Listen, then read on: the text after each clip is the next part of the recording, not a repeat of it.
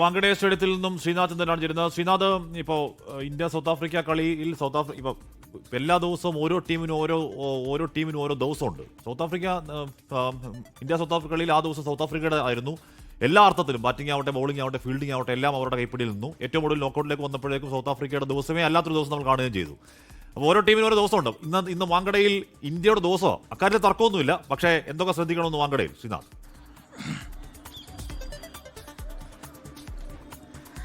ഹാഷ്മി, അങ്ങനെ ഭാഗ്യത്തിന്റെ കാര്യം പറയുകയാണെങ്കിൽ ഇന്ത്യയുടെ ഒരു ഭാഗ്യ ഗ്രൗണ്ട് തന്നെയാണ് വാങ്കഡെ. നമുക്കറിയാം 2011 ധോണി നീട്ടിയടിച്ച ഒരു സിക്സർ ഇന്ത്യ എങ്ങനെയാണ് വിശ്വകിരീടത്തിലേക്ക് നയിച്ചതെന്ന് നമ്മൾ കണ്ടതാണ്. മാത്രമല്ല വാങ്കഡയിൽ പൊതുവെ നമ്മൾ എപ്പോഴും ജയിച്ചു കയറുന്നതാണ്. 2017 ശേഷം ഒരു T20 മത്സരം ഈ വാങ്കഡെ സ്റ്റേഡിയത്തിൽ നമ്മൾ തോറ്റിട്ടില്ല.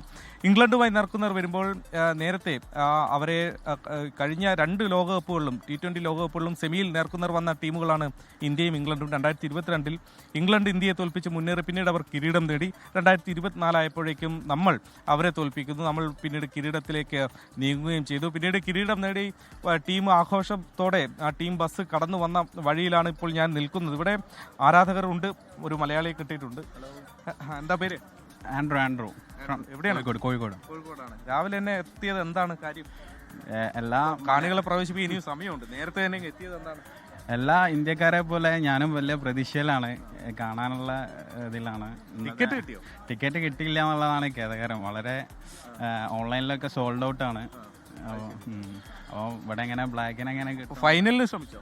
ഫൈനലിനുള്ള ടിക്കറ്റ് എടുത്ത് വെച്ചിട്ടുണ്ട്. അത് നേരത്തെ എടുത്തു? നമ്മളെ ഇന്ത്യ ടീം ഉറപ്പാണല്ലോ ഫൈനൽ എത്തുന്നുള്ളത്. നമ്മളെ ചേട്ടനുണ്ടല്ലോ കൂടെ, സഞ്ജു.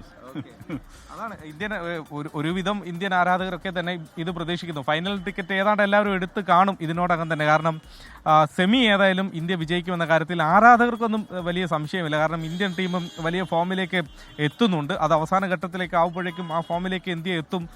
മാത്രമല്ല വാങ്കഡയിലെ മണ്ണിൽ ഇന്ത്യക്ക് വിജയിക്കാൻ കഴിയും. നേരത്തെ ഏറ്റവും ഒടുവിലെ കണക്കുകൂടി പറഞ്ഞ് അവസാനിപ്പിക്കാം. ഇതിനു മുമ്പ് കഴിഞ്ഞ വർഷം ഇവിടെ ഇംഗ്ലണ്ടും ഇന്ത്യയും നേർക്കുനേർ വന്ന T20 മത്സരത്തിൽ ഇംഗ്ലണ്ട് തോറ്റത് അവരുടെ ചരിത്രത്തിലെ T20 ഏറ്റവും വലിയ പരാജയമാണെന്ന് ഏറ്റുവാങ്ങിയത്. അന്ന് ഇംഗ്ലണ്ടിനെ മുക്കിക്കളഞ്ഞത് അഭിഷേക് ശർമ്മയുടെ ബാറ്റിംഗ് ആയിരുന്നു. അന്ന് അദ്ദേഹം സെഞ്ചുറി, അതൊരു തീപ്പൊരി സെഞ്ചുറി എന്ന് നമുക്ക് വിളിക്കാൻ കഴിയും.